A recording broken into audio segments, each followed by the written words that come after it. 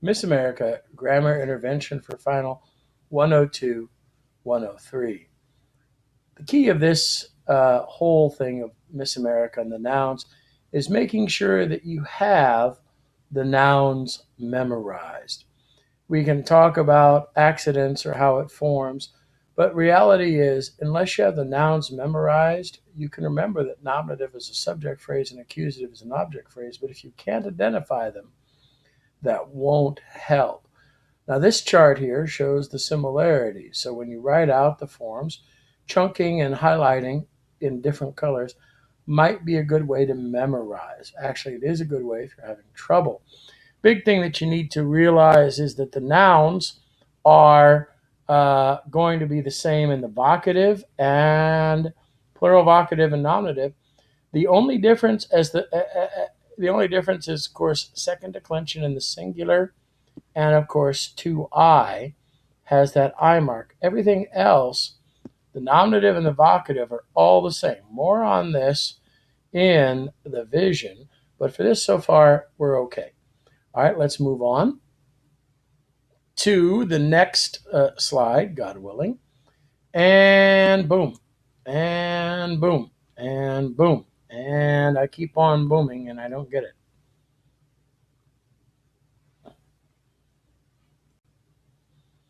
So here we are. We are dealing now with the third declension. And the third declension is rather straightforward.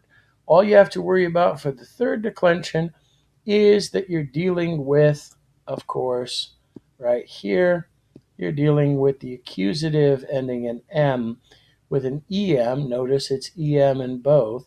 Then you're also dealing with, for the third declension, this E for the ablative. Now, 3I has a long I for the ablative, which can be confused with the dative. Context is the key. As well as you'll see here, you'll have the long I for the dative across, short IS. Here we have here this little joyous thing here. Nominative and the accusative are the same for third declension, so you have to look at the verb. That's the key.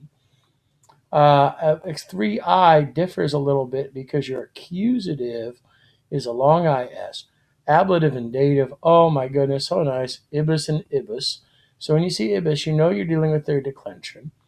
And then, of course, you have the genitive instead of it's aurum, which is delightful. And then, of course, looking at it horizontally, neuter rule still applies.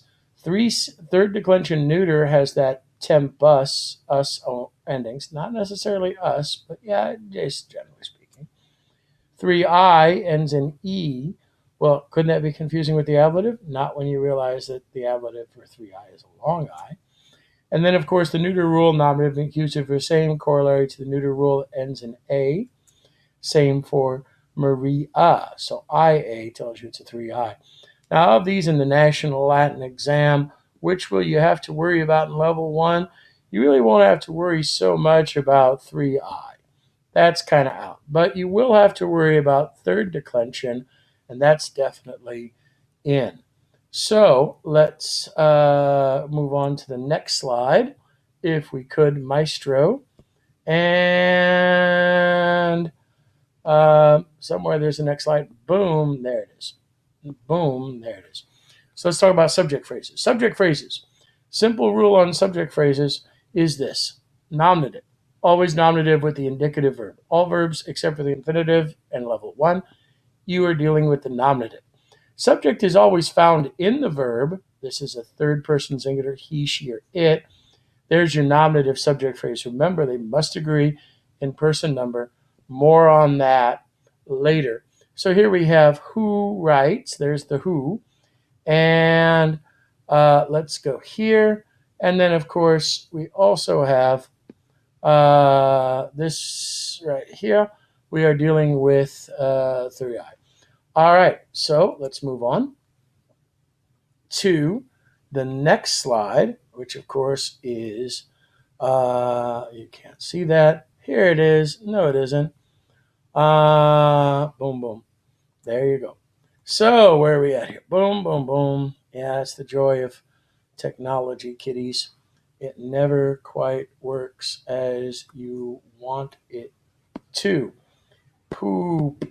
So let's keep on moving here and try and get it going. Let me see here. Boom. Options. There we go. So I need to Alt-T. Okay, good. All right, so I'm going to go here, and then I'm going to take this off, and there we go. So, and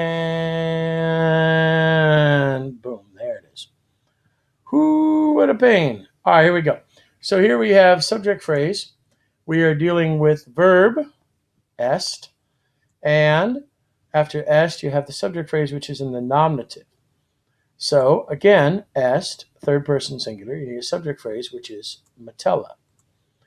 So we have here Metella sits, therefore straightforward subject phrase, and not much to worry about. So let's play with it.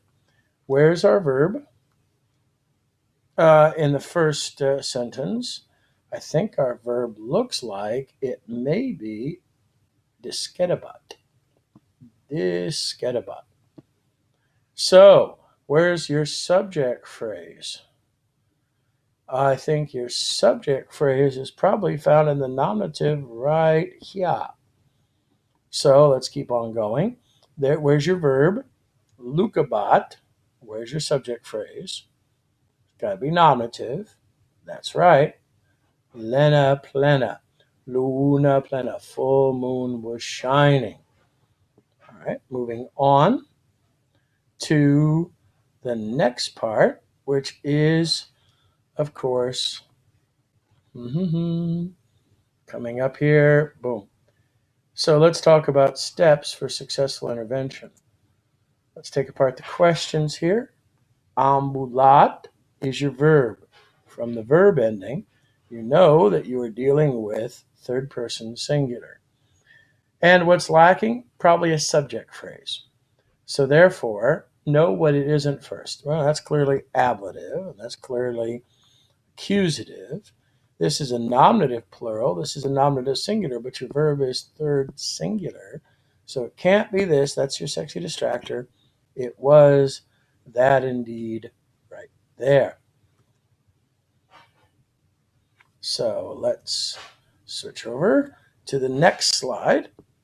Looks like I'm going to have to do 2 videos on this one, which is okay. All right, let's erase. Let's go back to the pen. So Roman soldiers, there's your subject phrase.